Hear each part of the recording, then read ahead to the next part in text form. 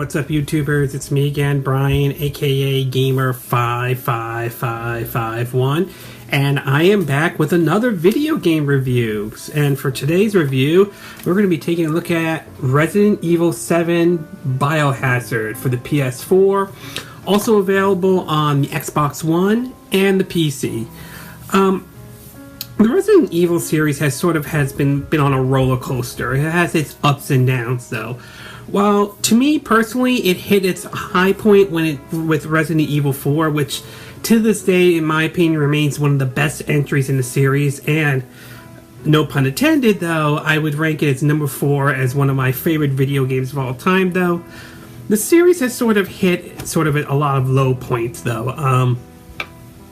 Resident Evil 5 in my opinion, wasn't really that great.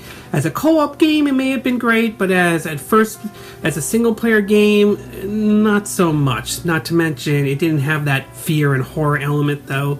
And 6 being really controversial, though.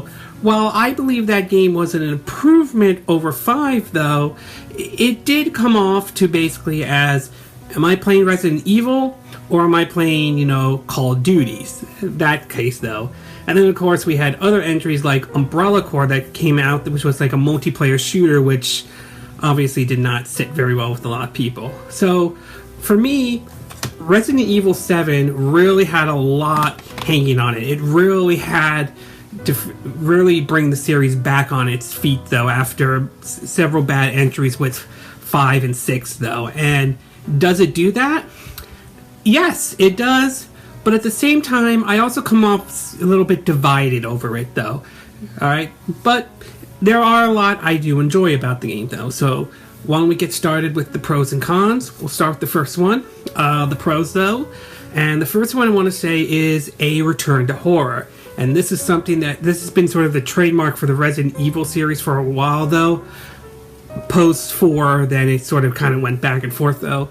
And I have to say, I'm glad that we finally got a Resident Evil game that does return to a lot of its horror elements, ranging from, conserving your ammo, solving puzzles, and adding that creepy atmosphere to the series, though. Something that was lacking in 5 and 6, though. So, I am happy that the game does return a little bit to its horror roots, though, or the horror elements, though. So, that's very good, though. The next thing I do want to point out is that I definitely like the Baker family, though. I really do enjoy them. To me, I haven't had that fun dealing with them since the Ganados, if I'm saying their name correctly, from Resident Evil 4, though. So it's just very satisfying trying to deal with them and fight them, though. Jack Baker, in general, though, I just feel, or the other Baker families, but Jack Baker, I believe I'm saying his name correctly, so correct me if I'm saying his name wrong, though. To me, it kind of gives off that Nemesis vibe, and for those who are not familiar with that, Nemesis was one of the main villains from Resident Evil 3, though, so I'm very happy it kind of gives off that little bit of a vibe to it, so kudos to Capcom for introducing us to a very scary, horrifying protagonist, though. The Baker family right there. And finally, last but not least, though, is that I definitely like the idea that Capcom went with sort of a FPS or first-person perspective, though. All right, it does to a certain degree use traditional controls from a standard first-person shooter game, though. Although I won't go as far as calling this like a traditional shooter like Call of Duty would be, though. It's still rooted in its classic Resident Evil game, though, so you still have to, watch your ammo and all, but I do like the fact that they went this route, though, because it also makes headshots to certain enemies, though, easier, though, alright? You still gotta be careful on where you aim, though, but it makes it a little bit easy, at least from my perspective, it makes it a little bit easier to make headshots, though, so I definitely like the idea that Capcom went with a first-person perspective, though. Although it would have been nice if they went in third-person perspective, but I like the first-person perspective, though. Alright, I'm going to take a little break, and when we come back, I will get to part 2 of our video, which is the cons. So, take a little break, and we will be right back.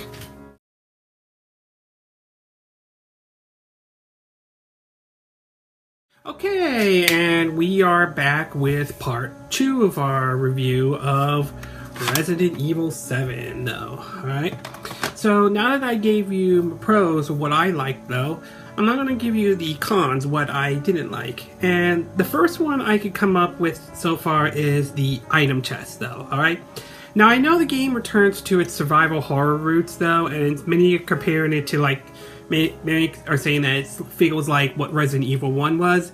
And while I don't have anything wrong with that, though, but I wasn't a big fan of the item chests from, like, the other Resident Evil games, alright? I didn't like the fact that you had to backtrack a lot just to get that one certain item you need to unlock, maybe like a puzzle or anything like that, though.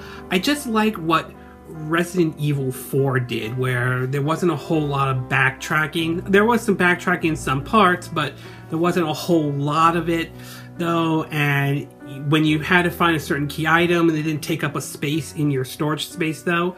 I mean, 7, you can find a backpack, though, that increases more items you can carry, which is nice, though. I'm glad that they added that in, though, but I'm just not a big fan of the item chest, though. I really don't like the fact that they brought that back, though. I just find how 4 did a better job than what 7's doing with the whole item chest thing. And last but not certainly least, though, I do want to point out that is the lack of enemies in the game. Outside of maybe a couple enemies, like I think they're called the Molders or Molded. I mean, I don't know what their name is, though. I mean, there are neat enemies, though, and there are some flying enemies, small ones here and there, but outside of them, I'm kind of a little disappointed with the lack of enemies in the game, in Resident Evil 7. It would have been nice to see some of the classic Resident Evil characters make a comeback, you know, like Lickers, Hunters, or Zombie Dogs, or any other enemies from past Resident Evil games. So, I mean, don't get me wrong, dealing with the Baker family is cool and all that, though, but I'm just disappointed disappointed over the lack of enemies so far that I've seen in Resident Evil 7. I just wish there were more enemies to fight in the game than basically what has been offered right now in Resident Evil 7. So it's probably my second big thing, though. Overall, Resident Evil 7, in my opinion, is a good game, but it kind of divides me just a little bit, though. On one hand, I am glad the game has returned to its survival horror roots, though. I think dealing with the Baker family is really neat, and I like the changes they made, a little bit to the changes they made to it, and I like the fact that they returned a little bit to its horror roots, which is good, though. At the same time, though, I also feel that there are some decisions I don't like the item chests and everything, and I just feel that no matter what, I just think that 4 was the definitive Resident Evil game. And again, it's my opinion alone on that one.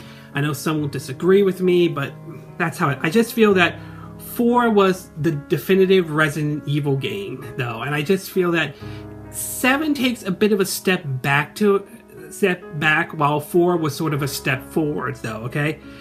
5 and 6 weren't really... No, those were just like... They didn't really do anything with me in that. It was 4 that really was, in my opinion, the step forward with the series, though, okay? That doesn't mean that 7 is a bad game. It's just, to me, I just think 4 is the best one out there.